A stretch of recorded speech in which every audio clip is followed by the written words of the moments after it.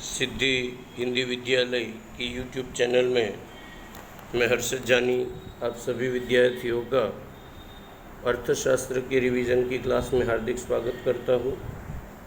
विषय रिवीजन की शुरुआत करूँ उससे पहले एक सुंदर सा सुविचार कि जो रहता है हमेशा मेहनत के साथ किस्मत नहीं छोड़ती कभी उनका हाथ। और इसी सुंदर के सुविचार के साथ आइए मिलकर 1 मिनट के लिए माता सरस्वती को भी याद कर लेते हैं।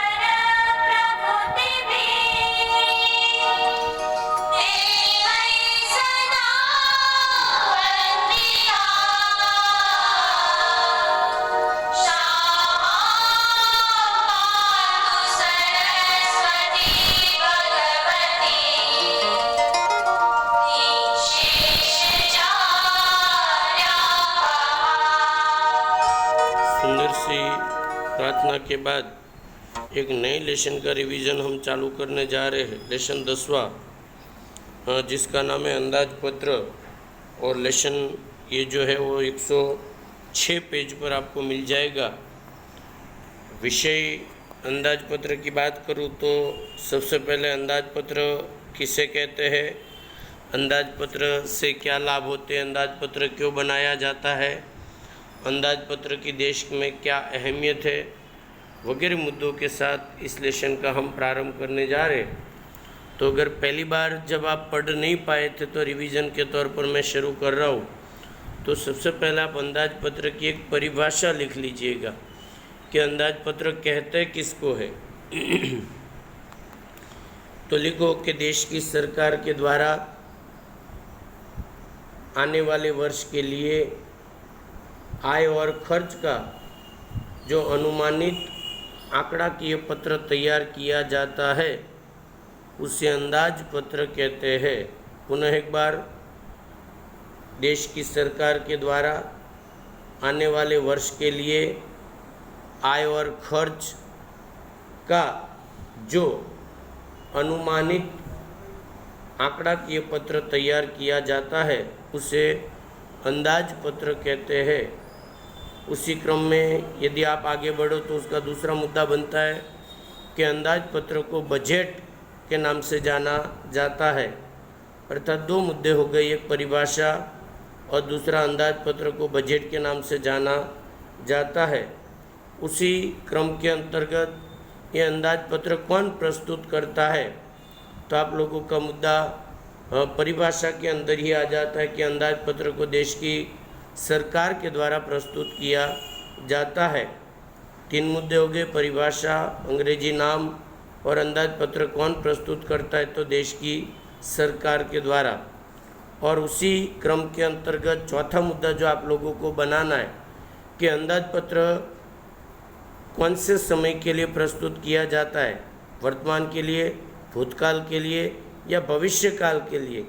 तो आपका उत्तर रहेगा भविष्य काल के लिए, मतलब आने वाले समय के लिए या आने वाले वर्ष के लिए अंदाजपत्र वर्तमान में प्रस्तुत किया, मतलब प्रस्तुत किया जाता है वर्तमान में लेकिन प्रस्तुत होता है भविष्य के लिए।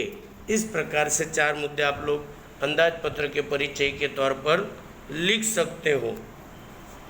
परिभाषा, बजट उसको अंग्रेजी में कहते हैं, तीसरा कौन प्रस्तुत करता है, सरकार, और चौथा ये भविष्य के लिए वर्तमान में प्रस्तुत किया जाता है।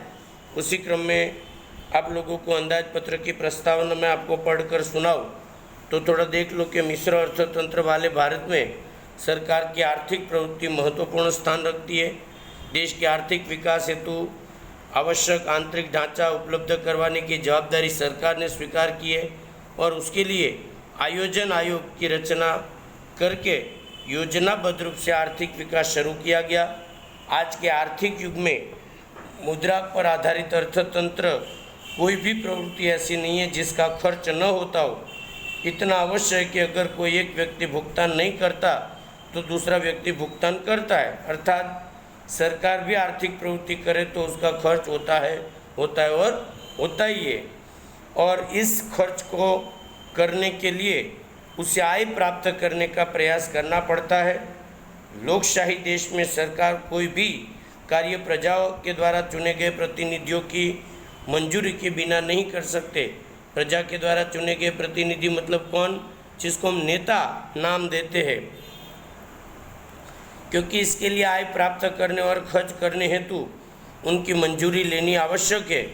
प्रजा के प्रतिनिधियों को क्या कहते हैं? सभा अर्थात संसद। प्रजा के प्रतिनिधि नेता जहाँ पर बैठते हैं उस जगह को संसद के नाम से जाना जाता है। कदाचित एक अंक में आपको प्रश्न पूछे कि संसद अर्थात क्या, तो आप लिख सकते हैं कि प्रजा के प्रतिनिधियों की सभा अर्थात संसद। सरकार को भी इस संसद के पास आय और खर्च की मंजूरी लेनी पड़ती है। मतलब आपका पांचवा मुद्दा अंदाजपत्र के अंतर्गत तैयार हो गया कि अंदाजपत्र को संसद के अंदर प्रस्तुत किया जाता है।